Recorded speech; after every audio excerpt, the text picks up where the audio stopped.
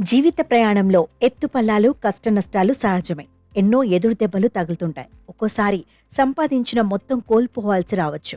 అలాంటి సమయంలోనూ వెనకడుగు వేయకుండా గమ్యాన్ని చేరుకోవాలి. ఇలాంటి సంఘటనలే తన జీవితంలోనూ ఎదుర్కొన్నట్లు తెలిపారు షాదీ.com వ్యవస్థాపకుడు సీఈఓ అనుపమ్ మిట్టల్. అద్భుతమైన విజయాలు, అదే సమయంలో తీవ్ర నష్టాల్లోకి జారడం, మళ్లీ తిరిగి విజయం సాధించడం, ఇలా తన ప్రయాణం గురించి లింక్డ్ఇన్ వేదికగా పంచుకున్నారు. అనతి కాలంలోనే అద్భుత విజయాలు సాధించా. 20 ఏళ్లలోనే కోటీశ్వరుణ్ణయ్యా.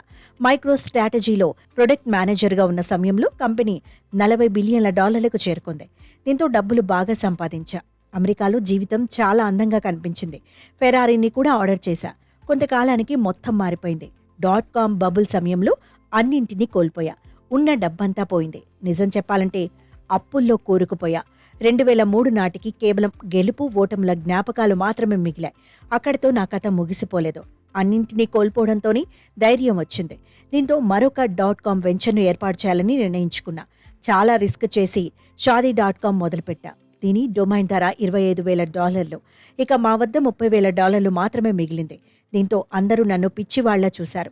నా వ్యాపారం గురించి అనేక ప్రశ్నలు వేశారు. అవేవీ పట్టించుకోలేదు. ఇదొక గేమ్ చేంజర్గా భావించి ముందడుగు వేశా. ఎందరో విమర్శించినా అధైర్యపడకుండా అటువంటి క్లిష్ట సమయంలోనూ సాహసోపేతమైన నిర్ణయాన్ని తీసుకున్నా. అలా పూర్వ వైభవం పొందా అని మిట్టల్ అన్నారు. అయితే ఈ ప్రయాణం కేవలం డబ్బు గురించి కాదని, కేవలం ఒక్క గెలుపు ఓటమితో ఎవరి సామర్థ్యాన్ని అంచనా వేయలేరని నిరూపించుకోవడమేనన్నారు. విజయం అనేది ప్రజాదరణ అభిప్రాయంతో ముందుకు సాగడం కాదన్నారు.